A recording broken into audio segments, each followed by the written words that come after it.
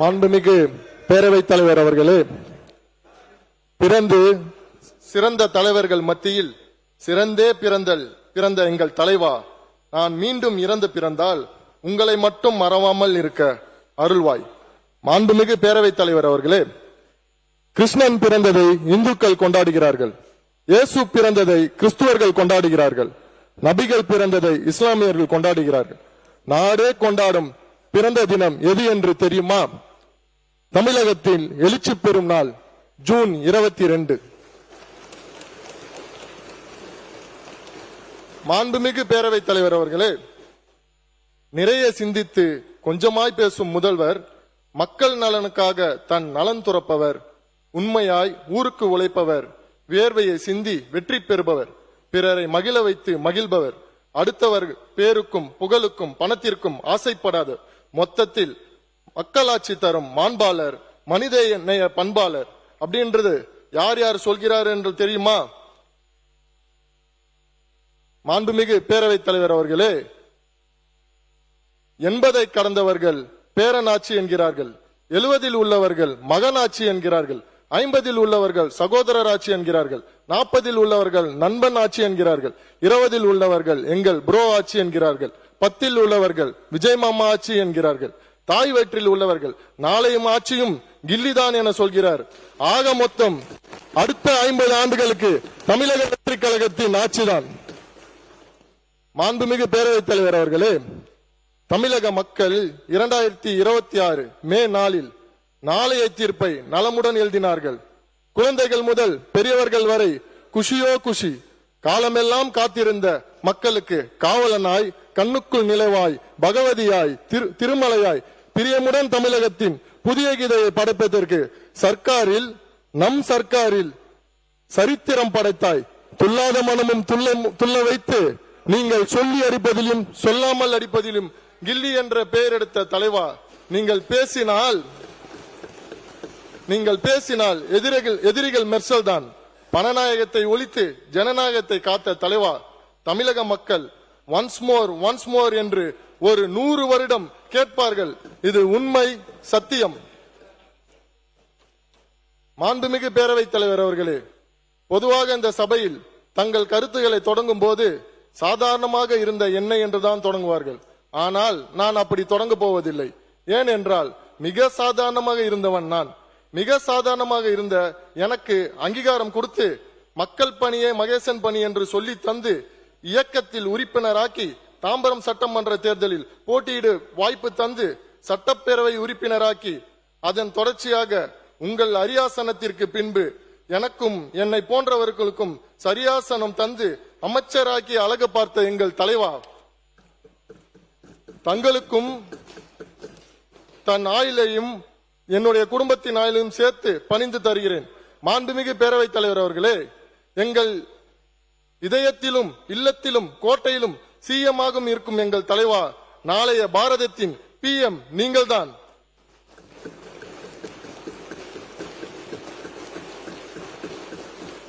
AM PM பார்க்காமல் உழைக்கும் எங்கள் CMஏ, நாளைய PM நீங்கள்தான், நாளைய PM நீங்களேதான். மாண்புமிகு பேரவைத் தலைவர் அவர்களே, மாண்புமிகு முதல்வர் அவர்களின் ஒற்றை சொல்லை மந்திர சொல்லாக மதித்து தேர்தல் களத்தில் கைமையால் வெற்றி மையை தந்து வாய்மை, தூய்மை, விசுவாசமிக்கவர்கள் தமிழர்கள் என்பதை நிரூபித்தார்கள். அதிலும் தாம்பரம் மக்கள் முதல்வரின் வாக்கை வேத வாக்காக ஏற்று 1,18,967 வாக்குகளை அளித்து அதிலும் 35,621 வாக்குகள் வித்தியாசத்தில் மகத்தான வெற்றியை வழங்கினார்கள். அந்த அனைத்து நல்ல உள்ளங்களுக்கும் தேர்தல் களத்தில் சுற்றி திரிந்த கழக பணியாற்றிய தமிழக வெற்றி கழகத்தின் அனைத்து சகோதர சகோதரிகளுக்கும் நண்பர்களுக்கும் பாசமிகு நன்றியை நேசத்தோடு தனித்தனியாக பதிவு செய்கிறேன். மாண்புமிகு பேரவைத் தலைவர் அவர்களே, அச்சத்தை அச்சப்பட வைத்து மிச்சமில்லாமல் தமிழகத்தை உச்சத்தை தொட்ட பேரவைத் தலைவர் அவர்களே, குற்றாலம் நயகரா நீர்வீழ்ச்சியை கொட்டியதை பார்த்துள்ளேன். அவை பேசினால் எப்படி இருக்கும் தெரியுமா? அதுதான் பேரவைத் தலைவர் அவர்களின் செயல்பாடு. இதை நான் சொல்லவில்லை, நாடே லைவில் சொல்கிறது, அதையும் லவ்லியாக சொல்கிறது. பேரவைத் தலைவர்களுக்கு என் அன்பு வணக்கம். மாண்புமிகு பேரவைத் தலைவர் அவர்களே, உடையில் மட்டும் அல்லாது உள்ளத்திலும் வெள்ளை குணம் கொண்டவர் நம் கழக பொதுச் செயலாளர். அனைத்து துறை அமைச்சர் பெருமக்களுக்கும், சட்டப்பேரவை துணைத் தலைவர், அரசு தலைமை கொறடா, அனைத்து சட்டமன்ற உறுப்பினர்கள் அனைவருக்கும் என் அன்பிற்குரிய பணிவார்ந்த வணக்கங்கள். மாண்புமிகு பேரவைத் தலைவர் அவர்களே, இந்த சிறப்பு மிகு அவையில் மாண்புமிகு உறுப்பினர்கள் தெரிவித்த கருத்துக்களை, சில கோரிக்கைகளும் அரசினிடம் கவனத்திற்கு கொண்டு வந்தார்கள். அவை அனைத்தும் நான் குறிப்பு எடுத்துக் கொண்டேன். மாண்புமிகு முதல்வர் அவர்கள் வழிகாட்டுதலோடு உறுப்பினர் கருத்துக்களுக்கு தக்க நடவடிக்கை எடுக்கப்படும் என உறுதியளிக்கிறேன். மாண்புமிகு பேரவைத் தலைவர் அவர்களே, இன்றைக்கு சீர்மிகும் திட்டங்களால், செயல்களால் மனிதவள மேலாண்மை துறை மாற்றங்களின் தோற்றமாய் வடிவமைத்த பெருமை எங்கள் முதல்வரையே சாரும்.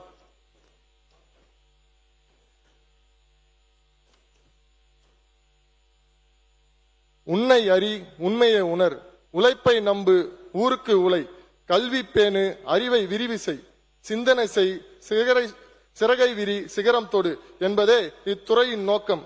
மாண்புமிகு பேரவைத் தலைவர் அவர்களே, அச்சம் வேண்டாம். 15 நிமிடத்திற்குள் என் பதிலுரையை நிச்சயம் முடிப்பேன். மாண்புமிகு பேரவைத் தலைவர் அவர்களே, மனித உடம்பில் எல்லா உறுப்புகளும் முக்கியம் என்றாலும் மனிதன் துன்பப்படுகின்ற போது துவண்டு போகாமல் இருக்க தோள் கொடுத்து உதவும் இதயம்தான் சிறந்தது என்பார்கள். அந்த வகையில் இத்துறைக்கு பிற துறைகள் கண்ணாய், செவியாய், சிந்தையாய், இருதயமாய் விளங்கினாலும் மனிதன் மனங்களின் தங்கக்கூடிய தோளாக இந்த அரசிற்கு விளங்குவது மனிதவள மேலாண்மை துறை. இத்துறை பொறுத்தமாட்டில் பணியாளர்களுக்கான பயிற்சி, அலுவலர்களுக்கான பயிற்சி, அரசின் ஒருங்கிணைந்த நிதி மற்றும் மேலாண்மை அமைப்பு, நிர்வாகத்தில் செயற்கை நுண்ணறிவு, எளிமை ஆளுமை, நல்லாளுமை விருது, கருணை அடிப்படை பணி, ஆய்வு பிரிவு, மாநில விழிப்பு பணி ஆணையம், ஊழல் தடுப்பு மற்றும் கண்காணிப்பு இயக்கம், ஒழுங்கு நடவடிக்கை தீர்ப்பாணையங்கள், லோக் ஆயுக்தா, தமிழ்நாடு தகவல் ஆணையம், அரசு பணியாளர்கள் தேர்வாணையம் என்று பல்வேறு துறைகளை உள்ளடக்கியது மனிதவள மேலாண்மை துறை செயல்பட்டு வருகிறது.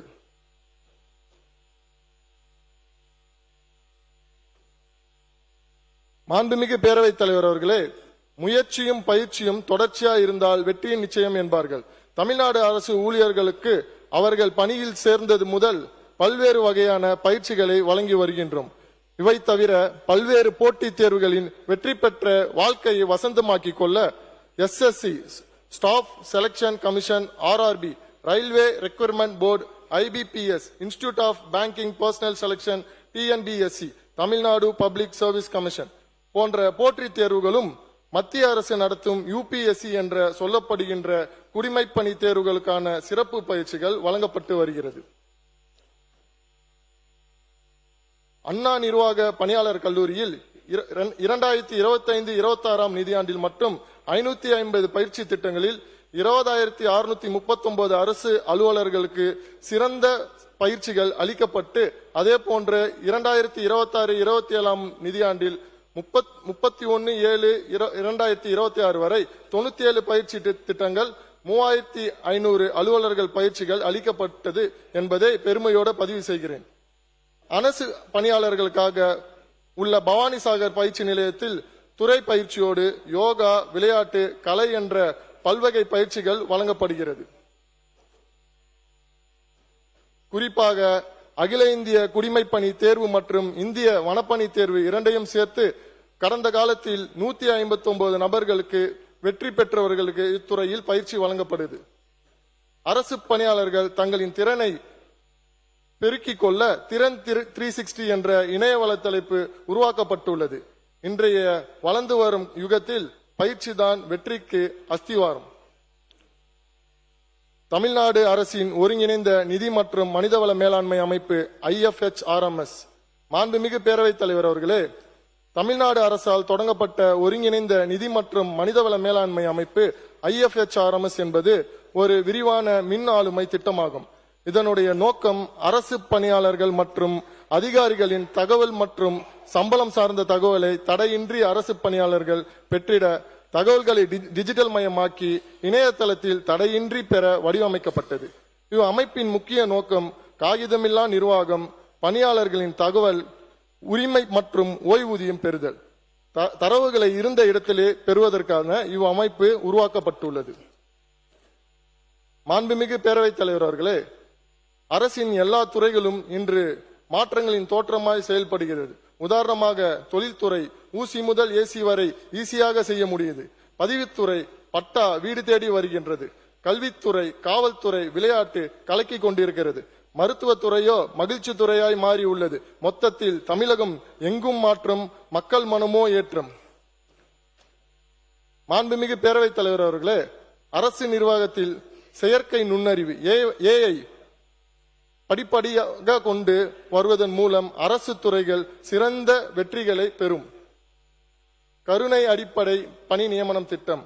மாண்புமிகு பேரவைத் தலைவர் அவர்களே, அரசியல் பணியில் இருக்கும் நபர் பணிக்காலத்தில் மரணமடைந்தால் அவரது குடும்பம் பொருளாதார நெருக்கடியை சந்திக்கிறது. இதை தவிர்ப்பதற்காக அக்குடும்பத்தில் தகுதியான சட்டப்பூர்வமான வாரிசுக்கு வேலை வாய்ப்பு வழங்குவதே கருணை அடிப்படை பணி நியமனம். இது 1972ஆம் ஆண்டில் அரசால் அறிமுகப்படுத்தப்பட்டது. இத்திட்டத்தில் உள்ள சில குறைகளை களைப்பட்டு அத்தனை துறைகளையும் ஒரே சேர் உள்ளடக்கி மாநிலம் முழுவதுமே ஒரே ஆளாக மாறப்பட்டு ஊழியர்களின் மரணம் அடைந்த நாளை அடிப்படை சீனியாரிட்டியை கொண்டு பணி நியமனம் வழங்குகிறது. எழுமை ஆளுமை நல்லாளுமை விருது. மாண்புமிகு பேரவைத் தலைவர் அவர்களே, தீக்குச்சியும் தீப்பெட்டியும் உரசினால்தான் நெருப்பு, நம்பிக்கையும் உழைப்பும் இணைந்தால்தான் வெற்றி. குடும்பம், அலுவலகம், பொது வாழ்க்கை என்ற எந்த துறை எடுத்தாலும் பிறருடைய குறைகளை சுட்டி சுட்டி காட்டுவதை விட பிறரது நல்ல செயல்களை தோல் தட்டி தட்டி காட்டினால் வெற்றி தானாக வரும் என்பார்கள். அந்த வகையில் வெற்றிகள் முதல்வரின் வாசல் வந்து சேர்ந்த போது அடக்கத்தோடு, அமைதியோடு, லட்சியத்தோடு, நியாயமாகவும் நிதானமாகவும் செயல்படும். மாண்புமிகு முதல்வரின் சீர்மிகு வழிகாட்டுதல் பேரில் நல்லாளுமை விருது இத்துறையினால் வழங்கப்பட்டு வருகிறது.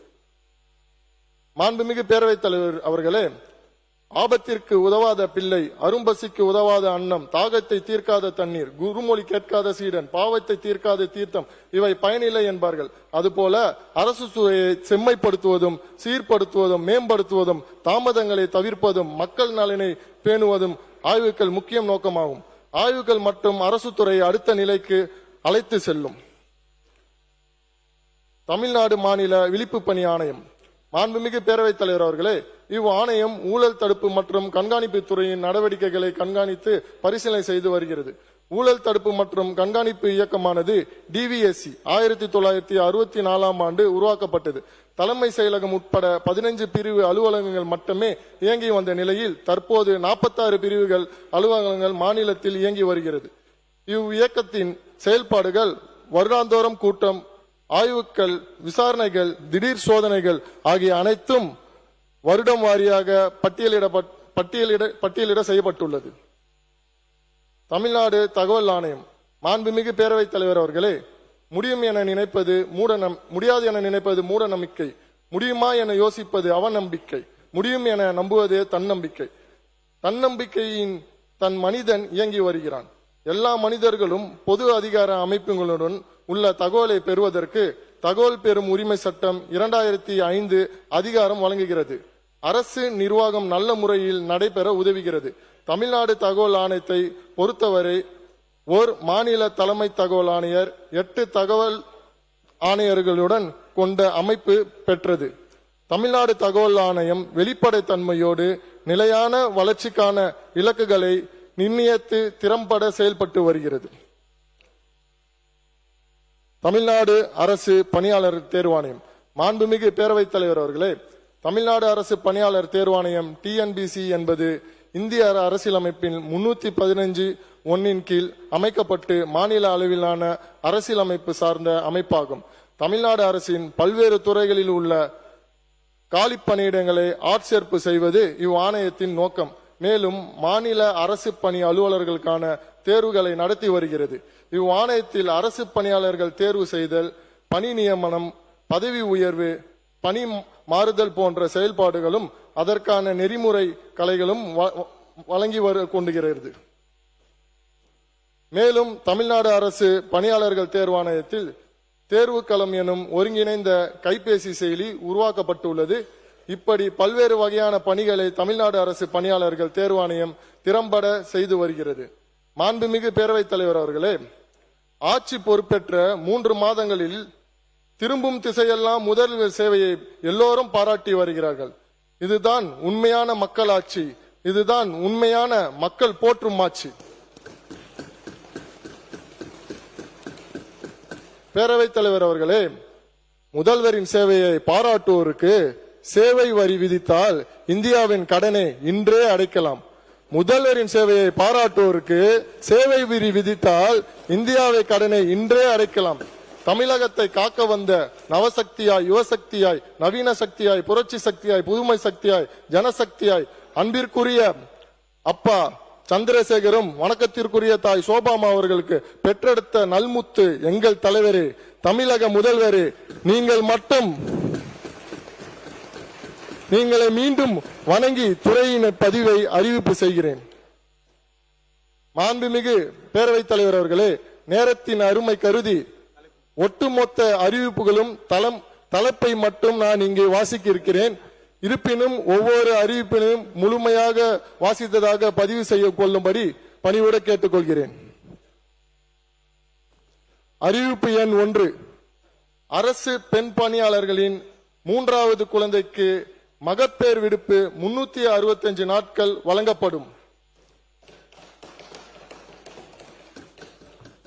அறிவிப்பு எண் 2, போட்டித் தேர்வுக்கு தயாராகும் நபருக்கு வெற்றி பாதை செயலி ரூபாய் 20 லட்சம் செலவில் உருவாக்கப்படும்.